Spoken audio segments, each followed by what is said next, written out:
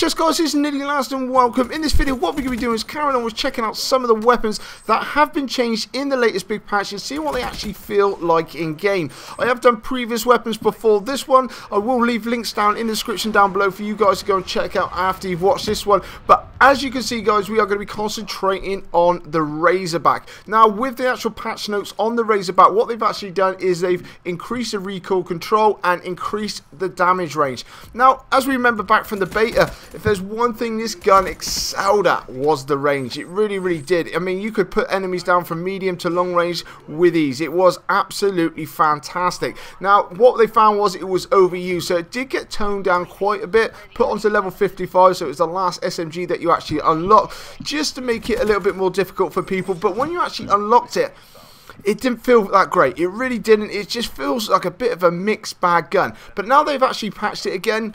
For me, it feels a lot stronger, but it's still a bit of a mixed bag. It really is. Now, the actual damage range with this weapon is fantastic. It really is. I mean, you can put enemies down from medium up to long range fairly comfortably.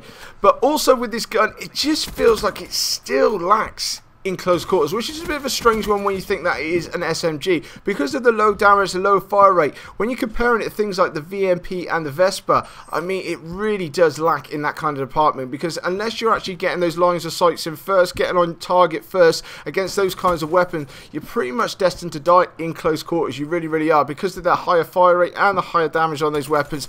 They're pretty much a melting machine all the time. But don't get me wrong, that is nothing to say that this gun cannot compete whatsoever, because it really can.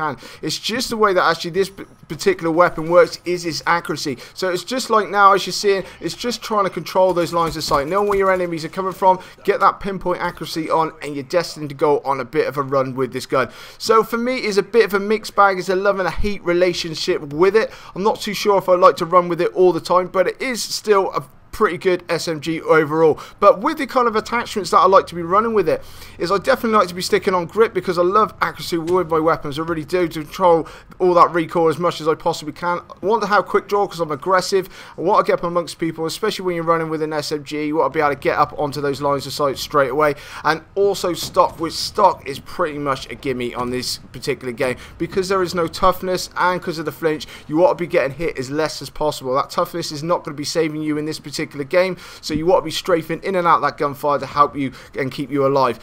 Also guys, if you do want to change it up just a little bit, you can go down the other road to actually put rapid fire on this weapon to try and help out a little bit better in close quarters. I know a few of my friends tend to like to be running with it. Not my kind of thing. I mean, you can swap out quick draw possibly and stick on that instead. That way you're making sure you got your grip onto it, help with that extra bit of recoil that you will be getting with the weapon.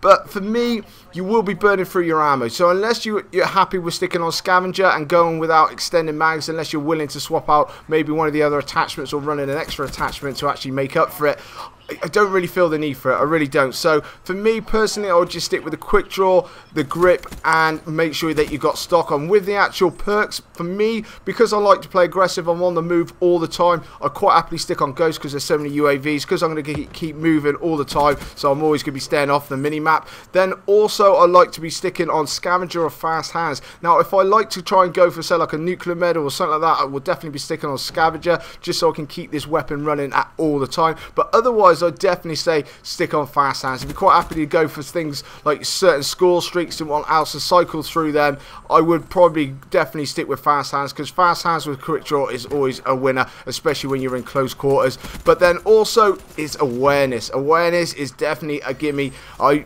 absolutely love awareness, especially when you're playing aggressive. Exactly knowing where those enemies are, be able to get onto them and hearing exactly where they're coming from is probably a better way to go. Personally, if you can actually run with a wild card and then stick on another perk as well, I'd definitely go for dead silence if you've actually got that unlocked at the moment, because it is an absolute fantastic one. The fact that you can't hear your own footsteps or anything else like that, and all you can hear is your enemies, it works absolutely brilliantly. But otherwise you could actually run with black cell and stick that one on, and then you can obviously take out enemies UAVs and whatnot else, so you can be hidden at all times. But that's my kind of class setup that I like to be running with the Razorback. Like I say, for me, it's a bit of a mixed bag, but I do actually particularly like this weapon. Whether I actually prefer it better than the VMP is probably a doubt, but overall, it's still a good gun. I just wish that maybe they just had a little bit more damage to help compete in those closer areas. But anyway, guys, this is my little rundown on the Razorback. But coming up on my screen now is my subscribe button. Make sure you're jumping on that, and guys, if you could drop a like on this video and support my channel, that'd be even better. This is Nearly Last, and I'll catch you later.